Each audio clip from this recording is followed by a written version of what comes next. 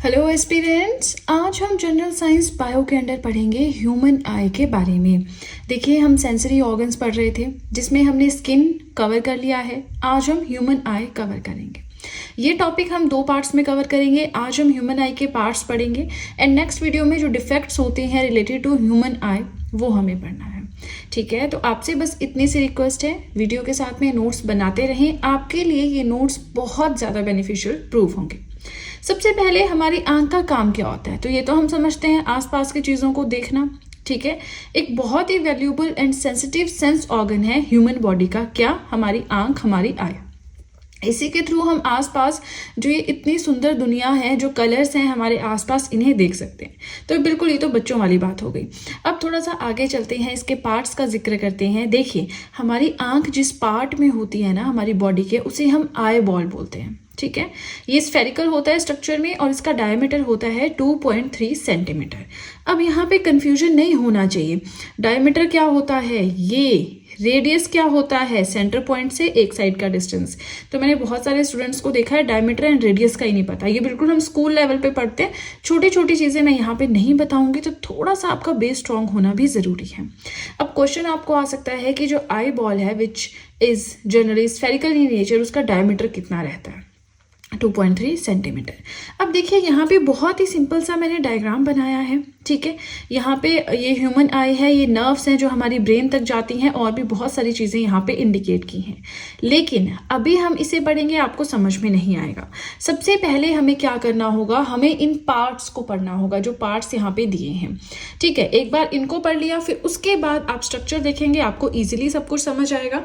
But उससे पहले आपको क्या करना है, ये जो डायग्राम है इसे एज इट इज अपने नोट्स में ऐड ऑन कर लेना है। ये डायग्राम अपने नोट्स में आप बना लीजिए और उसके बाद आगे का फिर पार्ट सुनिए। सबसे पहले हमें पढ़ना है कॉर्निया के बारे में। तो कॉर्निया क्या होती है? ट्रांसपेरेंट स्फेरिकल मेम्ब्रेन होती है कवरिंग द फ्रंट ऑफ आई। हमारी आई को कवर करने वाली स्फेरिकल सी एक ट्रांसपेरेंट मतलब पारदर्शी एक मेम्ब्रेन होती है जो हमारी आंख को आगे से कवरेज प्रोवाइड करवाती है। ये है हमारा कॉर्निया। और लाइट जो है हमारी आंख में एंटर करती है इसी मेम्ब्रेन के थ्रू।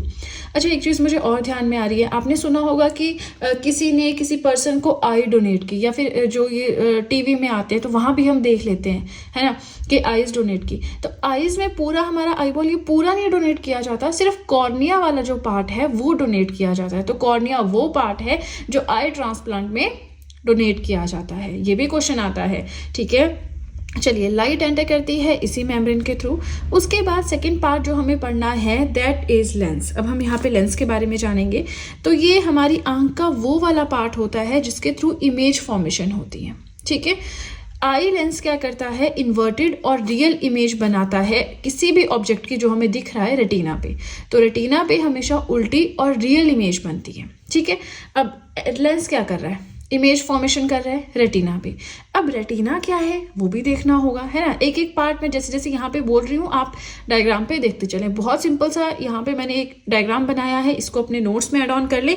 एक एक पार्ट सुनते चलें और फिर डायग्राम से उसे रिलेट करते चलें।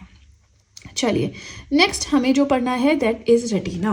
तो रेटिना क्या है? लाइट सेंसिटिव सरफेस है हमारी आई का, जिसके ऊपर मतलब सिंपल सा ऐसा पार्ट है जिसके ऊपर इमेज बनती है। ठीक है, इस पे इन्वर्टेड यानी उल्टी और रियल इमेज बनती है। अब लाइट सेंसिटिव सेल्स हमारे होते हैं 2 तरह के, एक होता है रॉड्स, एक होती हैं कोन्स। रॉड्स के थ्रू इंटेंसिटी कंट्रोल होती है, कोन्स के थ्रू हम कलर्स को देख सकते हैं। कई बार क्या होता है ना कि जैसे आसपास अब येलो कलर है, रेड कलर है, ब्लैक कलर है, तो वो जो कलर्स की आइडेंटिफिकेशन है कोन सेल्स के थ्रू होती है। और इंटेंसिटी, कई बार बहुत लाइट हमारी आंखों के सामने आ जाती है, कई बार बहुत डिम लाइट होती है, तो वो चीज़ हमारी रॉड्स के थ्रू होती है। समझ रहे हैं? रॉड्स जो है इंटेंसिटी को चेक करते हैं और कोन्स क्या करते हैं, कलर्स को आइडेंटिफाई करते हैं, है ना। हमारी आंखों में रेटिना में होते हैं ये, और अराउंड 125 मिलियन होते हैं ये सेल्स। और हमेशा जो नंबर ऑफ रॉड सेल्स हैं वो ज़्यादा होते हैं कोन सेल्स से। ठीक है, अब ये सेल्स क्या करते हैं, सिग्नल्स को जनरेट करते हैं। इन किसी भी चीज़ की इंटेंसिटी उसके कलर के बेस पे सिग्नल्स को जनरेट करेंगे, वो सिग्नल्स ट्रांसफर किए जाएंगे ब्रेन तक थ्रू ऑप्टिक नर्व्स। अब यहाँ पे देखेंगे देखिए बहुत सिंपल भाषा में समझाने की कोशिश कर रही हूँ मैं। यहाँ पे देखिए इमेज बनी, सब कुछ हो गया, तो अब जो वो डेटा है जो कलेक्ट किया हमारी आंख ने, वो दिमाग तक भेजना ना, तभी हमारा दिमाग बोलेगा कि अच्छा ये तो दीवार है, ये तो घर है, ये तो बुक है। वो कैसे बोलेगा, है ना। तो उसके लिए यहाँ पे ऑप्टिक नर्व्स होती हैं जो हमारी ब्रेन से कनेक्टेड होती हैं, ठीक है। तो ब्रेन तक जो है इंफॉर्मेशन या सारा डेटा जो है ट्रांसफर किया जाता है थ्रू ऑप्टिक नर्व्स। चलिए इसी के साथ हमारा फर्स्ट पेज हो गया कंप्लीट। आई होप आप लोग वीडियो के साथ में नोट्स बना रहे हैं, क्योंकि अगर आप नोट्स नहीं बना रहे हैं तब आपका पूरी कहानी, पूरी चीज समझने का कोई फायदा नहीं है, क्योंकि कुछ टाइम के बाद आपने भूलना ही भूलना है, ठीक है ना। रिविजन बहुत जरूरी होता है, तो नोट्स जरूर बनाए वीडियोस के साथ। और अब सीधे चलते हैं अपने सेकेंड पेज की ओर। नेक्स्ट आता है ऑप्टिक नर्व्स। तो ये हमने ऑलरेडी डिस्कस कर लिया कि जो भी विजुअल इंफॉर्मेशन यानी जो भी हम देखते हैं उसको रेटिना से ब्रेन तक पहुंचाने का काम ऑप्टिक नर्व्स का है, ताकि हमारा ब्रेन आइडेंटिफाई कर सके कि ये चीज क्या है। नेक्स्ट हमारा आता है आइरिस एंड प्यूपिल। दोनों बहुत इंपॉर्टेंट है।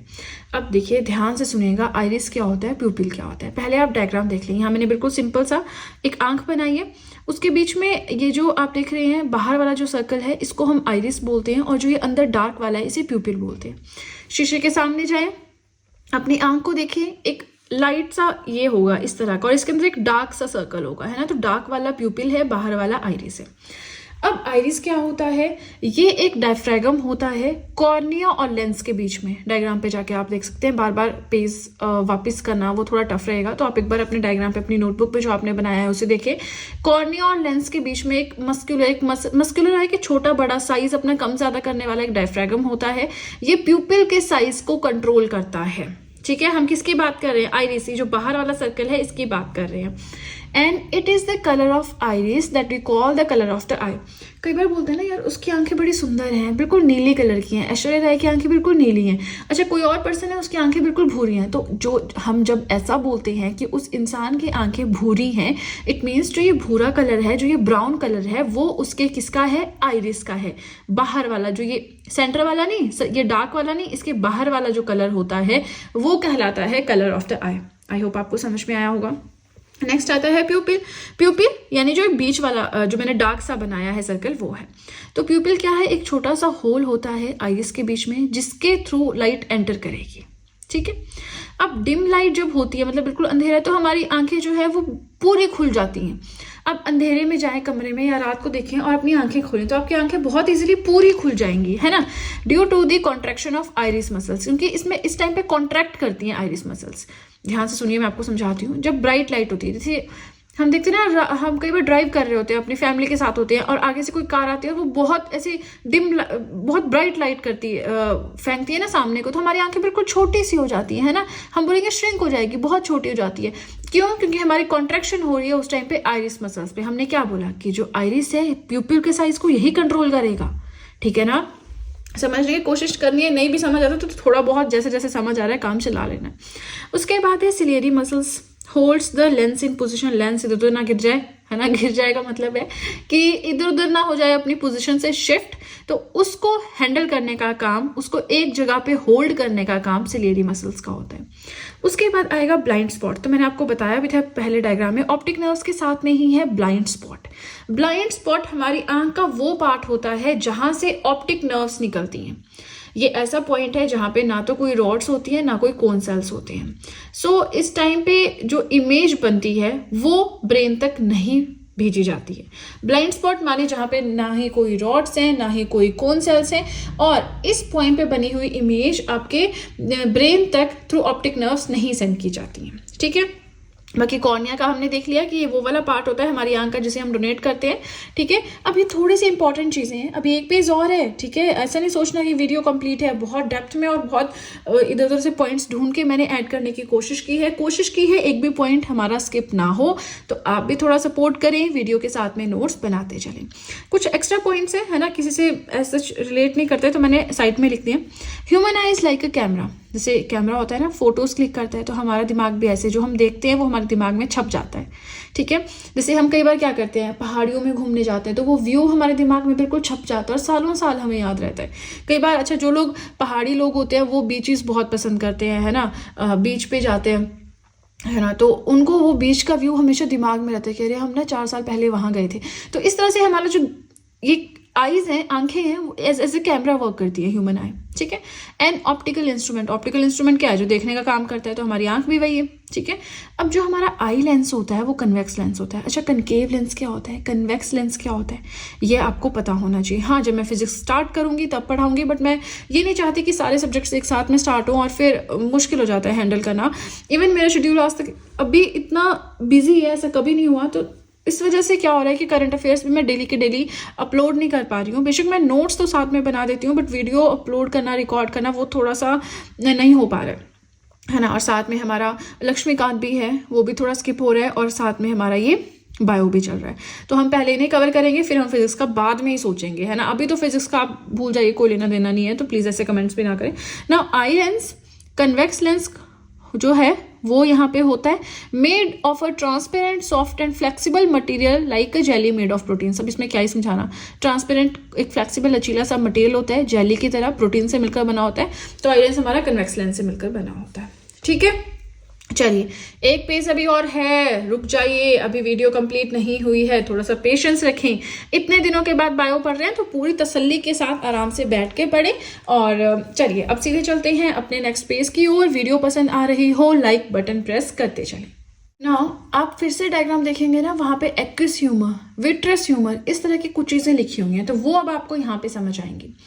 एक्विस ह्यूमर होता है एक ट्रांसपेरेंट लिक्विड होता है जो कॉर्निया और क्रिस्टलाइन लेंस के बीच में होता है। विट्रस ह्यूमर क्या होता है, ये भी एक लिक्विड होता है, ठीक है, जो आई लेंस एंड रेटिना के बीच में होता है। मतलब कॉर्निया और लेंस के बीच में एक्विस ह्यूमर होता है, लेंस और रेटिना के बीच में विट्रियस ह्यूमर होता है। एक बार आप डायग्राम देखेंगे आपको फिर समझ आ जाएगा, ठीक है। उसके बाद नेक्स्ट दो चीजें हमारी आती हैं, फार point of the I and near point of the I. Far point का मतलब है कि कितने दूर तक हमारी आंख देख सकती है, सिंपल भाषा में बोलूं अगर। नियर पॉइंट ऑफ द आई का मतलब है कि कितना, मतलब अच्छे से, है ना, कितना अच्छे से नियर वाली चीजें हमारी आंखें देख सकती हैं। तो थोड़ा सा अभी हम डिटेल में यहाँ पे देखें। सो फार पॉइंट ऑफ द आई होता है farthest point from the eye at which one object can be seen clearly by the eye। हमारी आंखें कितनी दूर की चीज को क्लियरली देख सकती हैं, तो वो है इन्फिनिटी। जितना हमें दिखाई दे रहा है उतना हम क्लियरली देख सकते हैं। कैमरे की तरह नहीं होता, हाँ, कि आसपास का अच्छा है, अगर जूम कर लें तो क्वालिटी खराब हो जाती है, नहीं, ऐसा नहीं है। हमारी आंखें जितना दूर तक हमें दिखाई दे रहा है हमें क्लियर ही दिखाई देगा, ठीक है। तो ये है हमारा फार पॉइंट ऑफ द आई, क्या होता है, इन्फिनिटी, ठीक है। नेक्स्ट आता है नियर पॉइंट ऑफ द आई, क्या होता है। So this is the minimum distance eight which the objects can be seen without strain. बिना स्ट्रेस के, बिना सर में दर्द लगाए हुए सबसे नजदीकी चीज जो हम बहुत आसानी से सिंपल देख सकते हैं वो होता है नियर पॉइंट ऑफ द आई, जो कि है 25 सेंटीमीटर। तभी बोलते हैं ना, जब भी पढ़ने बैठो तो आपकी नोटबुक और आपकी आंखों के बीच में जो डिस्टेंस है कम से कम 25 सेंटीमीटर होना चाहिए। आइडियल भी 25 सेंटीमीटर, उससे ज्यादा हो तो ठीक है, पर 25 सेंटीमीटर होना चाहिए, ठीक है। अब near point of the eye को ही least distance of distinct vision भी कहते हैं। तो कितना है near point of the eye, 25 centimetre. Far point of the eye कितना है, इन्फिनिटी। चलिए, अब दो और चीजें हैं जो देखने वाली हैं, आई से ही रिलेटेड हैं, तो बस थोड़ा सा पेशेंस बनाएं। वीडियो ऑलमोस्ट कंप्लीट है। नेक्स्ट वीडियो में हमें डिफेक्ट्स ऑफ द आई हो गया, आपका प्रेस बायोपिया हो गया, मायोपिया हो गया, एस्टिग्मेटिज्म हो गया, कैटरेक्ट हो गया, ये सारी चीजें हमें नेक्स्ट वीडियो में पढ़नी है। फिलहाल एडवांटेजेस, अच्छा फायदे क्या है दो आंखें होने के, एक आंख से भी तो काम चल सकता था ना। देखिए, हमारी आंखें इस तरह से डिजाइन है, जब हम दोनों आंखें खोलते हैं ना तो हम सामने का दोनों आंखों से हमें 180 डिग्री दिखाई देता है। 180 डिग्री माने यहाँ पे अगर मैं खड़ी हूं तो मुझे यहाँ से लेकर यहाँ तक 180 डिग्री दिखाई देगा। लेकिन अगर सिर्फ एक ही आंख हो, जैसे मान लीजिए किसी एनिमल के पूरा फेस में एक ही आंख है, तो वो सिर्फ 150 डिग्री, तो वो इतना सा देख सकता है ना। तो हमें वाइडर व्यू मिलता है, क्यों, क्योंकि हमारी दो आंखें, ठीक है।